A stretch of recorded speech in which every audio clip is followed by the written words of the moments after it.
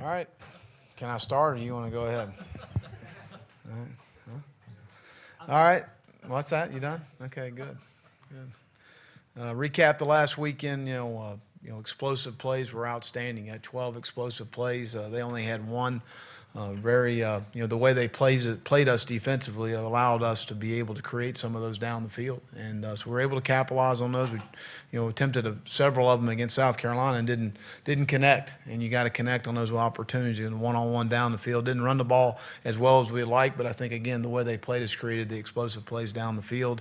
But really happy for our 24 seniors. Guys came out and they get that win, and to be able to enjoy that locker room as seniors, really proud of them. Injury-wise, Treon's the only guy, and there is no injury really. He got a contusion on the lower part of his kneecap there, and it just got a little tight in the game, and we felt like didn't want to risk any further injury with his situation there. So he'll be fine. He'll start the game, be ready to go. On to FSU, one of the great rivalries in all of college football. Got a really good football team. We got tremendous respect for Jimbo and the job he's done, and his staff deserves a lot of credit for the games they've won. They've won a bunch in a row. Last time they lost was when the Gators were up there. So they've done an outstanding job. They've got a very good team in all three phases, offensively, and really with their team starts with Jameson Winston. He's a great player, a Heisman Trophy winner, arm talent. He can throw it any way you want it. He's just got a great, strong arm. He's able to throw the touch throws, take the ball to the right spots. He's got a great pocket presence. He's a very hard guy to tackle in the pocket. You got to tackle him high. Great toughness for the position. You see the guy take some shots. He's got a bad ankle. He keeps battling and keeps playing and keeps playing. And at the end of the game, he's won a bunch of games for him, especially this year. Putting the game on his shoulders and winning the football game. But tremendous respect for him. The two running backs, Carlos Williams and Dalvin Cook, have been very explosive for him. Both guys are good top-end speed guys. Dalvin's a little more of a power guy inside for a smaller back, but a very powerful back. Great change of direction. Rashad Green's been an outstanding player for them. He's caught over 80 balls this year and runs great routes. He's got good speed, catches the ball extremely well. Nick O'Leary's a tough matchup for you, especially in the intermediate routes. He does an outstanding job of creating separation. They got 4 seniors on the offensive line, so they're very experienced up front. Defensively, Eddie Goldman's probably one of the better tackles in the country. He's a very good player. He's very disruptive. Mario Edwards played a lot of ball for him. Jalen Ramsey's an outstanding defensive back, can play the nickel position, can play safety, can play corner. He's a good cover guy as well. And P.J. Williams and Ronald Darby are 2 very good corners. So they do a nice job. Extremely talented on the defensive side of the ball. Roberto Aguayo missed for the first time in a long time Saturday. I don't know if he'll miss again, but he is an outstanding kicker. He's very accurate. I think he's missed 2 this year, right? Maybe. But he is really good. He is an outstanding kicker in the return game. Green and Whitfield certainly give them guys that can create explosive plays. But looking forward to going to Tallahassee. Our guys will prepare well. Our guys look forward to this game every year, and it ought to be a great atmosphere and environment. Well, how big was the win up there in 2012, and does that kind of give guys a lot of confidence going in? I think so. We still got a lot of guys on the team that went up there, and it was a great game. They had an outstanding football team. We played well, got out to a fast start in the game. It's going to be critical for us there. Take care of the football. We did that. We were able to run the ball, and I think that's something that we're going to need to be able to do, come Saturday. But there's no question that, we've been a pretty good road team as far as handling ourselves on the road, and that certainly is a very SEC-like atmosphere in Tallahassee.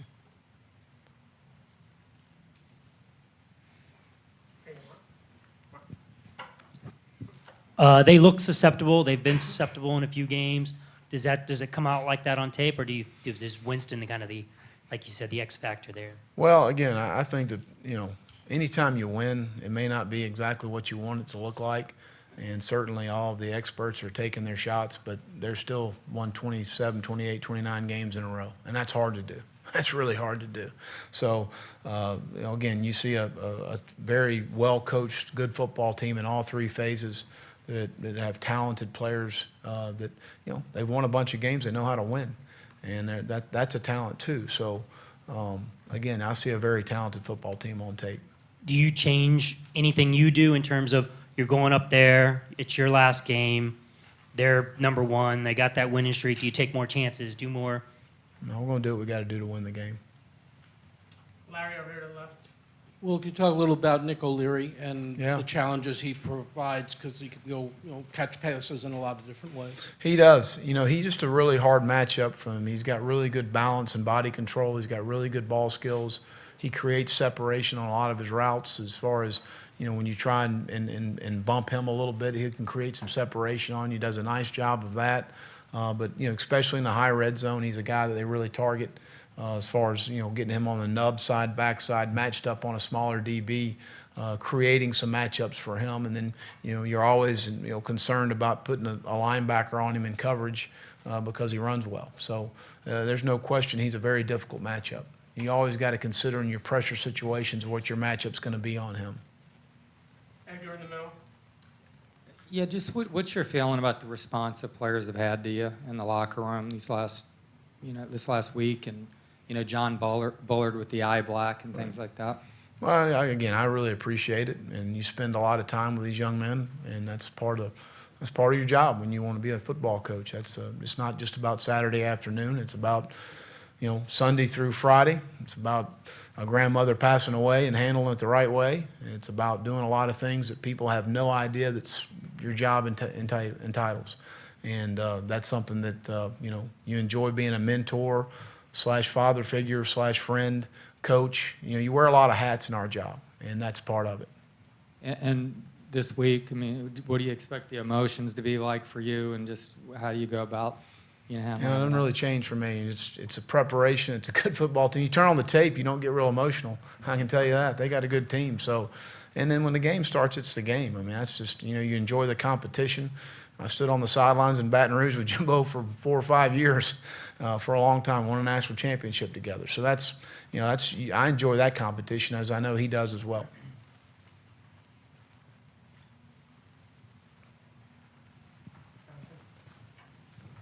Coach, did you watch or do you remember that 2004 Florida FSU game when Ron Zook went out? 2004. I don't remember watching it or anything. No. Oh, Ron Zook was fired a couple weeks before, then Right. goes into FSU, wins. I kind of heard that story. Yeah. But go ahead. I I appreciate you rehashing it for me. What do you think of those comparisons, especially now with this coming up? It's a very similar scenario. It is what it is. We're going that ain't gonna help us win the game. I can assure you of that. So we're gonna go. We'll prepare well and we'll go up there and play well. That's what we need to do. Thomas. Well, kind of what Mark was talking about, but more so in terms of preparation. You've always been very game to game, same approach each week. Do you do anything different? Do you set off fireworks in the locker room this week, knowing number one? They don't need fireworks to get ready for this one. They'll be ready to go. Our guys are excited about this game, and I was concerned Saturday. I'll be honest with you, going into that ball game, and our guys aren't dumb. They turn the tape on and they're able to see. But this, we got some competitive young men in that locker room, and they'll turn the tape on and understand the type of team we're going against and the preparation, what's going to take place. I told them in the locker room when the game was over. We've had a week to feel sorry about this, that, the other, on and on. Let's control the controllables, and that's getting ready for Florida State, a really good football team. We need to prepare better than we did this past week. We need to practice better than we did last week. And they all agreed to that. They understood that. We need to prepare much better than we did this past week. Jesse in the middle. It was readily apparent that your message on Thursday resonated with the team, and they took to heart what you told them. Had you had any sort of conversations with the rest of your staff? Kurt talked about last week not being in this sort of situation ever before in his career in terms of being a lame duck and having 2 games and then not knowing. Can you take us through some of those conversations that you had? I told the staff, do your job. Do your job. You get hired to do it. You get hired by the University of Florida to do your job, and that's coach, and that's recruit, and that's represent this university in first class, and that's what you do. And I haven't been involved in any recruiting since it happened, but our staff needs to continue to recruit and represent Florida. It's a great place to come to school, play football, and that's what those guys are doing. They continue the phone calls and all that, and on Sunday after Florida State, they'll be out recruiting, for the University of Florida and getting ready for a bowl game. So, you get hired to do a job. That's your job. Go do your job. Thoughts on DJ being named the He'll do an outstanding job. He's a really good football coach. He's sees a big picture. He's an outstanding recruiter. He's got a tireless work ethic. He does a great job with our players. He will do a fabulous job. Richard over here to the left. They're playing against guys that they played in high school and whatnot on Saturday. Mm-hmm. Are there extra things or different ways you try to get them to manage their emotions? Well, we talk about it, and we'll hit it again today. Just as far as no different than when you go to Jacksonville and play, and you play in some of these games that you just play the game. All the other stuff we don't need that. Just play the game, and talking's not going to help you make a play. That's for sure. So, but there'll be high emotions. They need to manage that. They can't let it overtake them. As far as especially early in the game, getting very emotional. There's going to be a lot of ups and downs in the game, and you got to play through it. Any big game. That's what you need to be able to do. Kind of like blaring Rocky Top Tennessee week, you blare the war chant or anything like that during Yeah, practice? they'll hear that a couple times this week. Yeah. Edgar in the middle.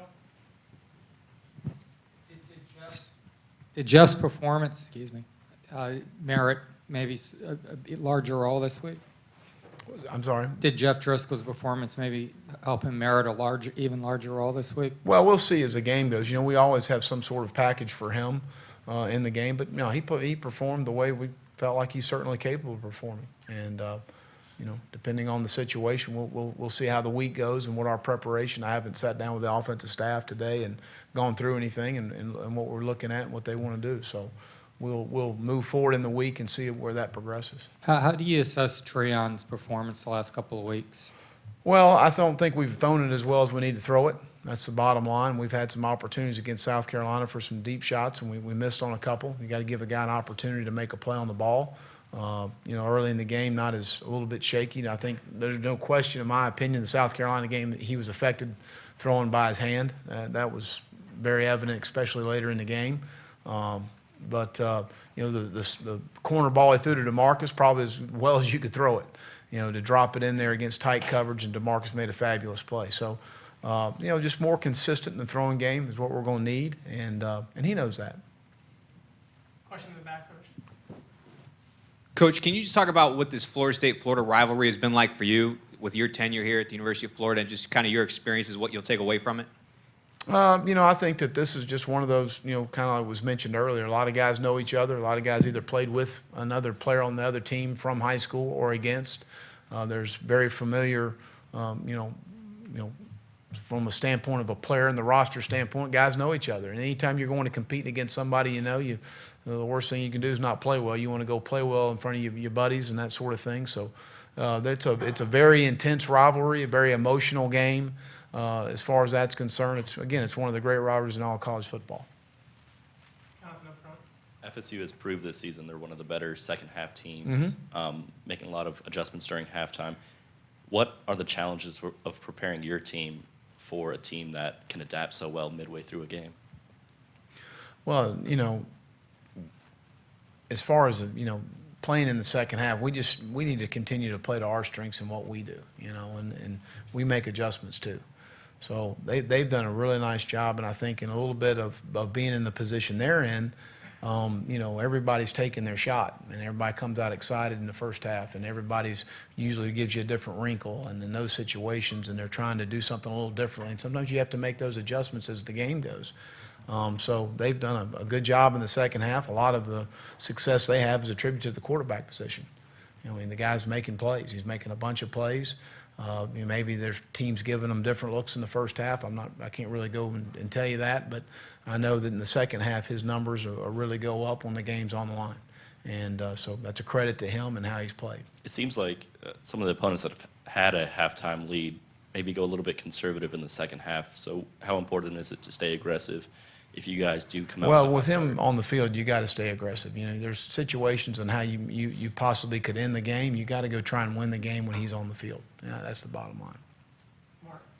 How do you gauge Jeff's confidence after Saturday? Is it take a step forward, and can one game like that do a lot? Sure, I think so. I think there's no question he shouldn't be, confident after the way threw the ball and the timing and got the ball out and those sort of things. I don't think there's any question. And then it would be naive to think someone somewhere hasn't reached out to you about your future? No one's reached out to me. No one. Respect for being in season, you think? I don't have any idea, but no one's reached out to me. Okay. Robbie. Well, what approach do you take to try to slow Winston down? Well, I think you got to be, you got to change things up. I think when he's a guy that when he knows what he's getting, he's good regardless, but he's really good when he knows what he's getting, whether it's pressure or coverage, middle field or split safety.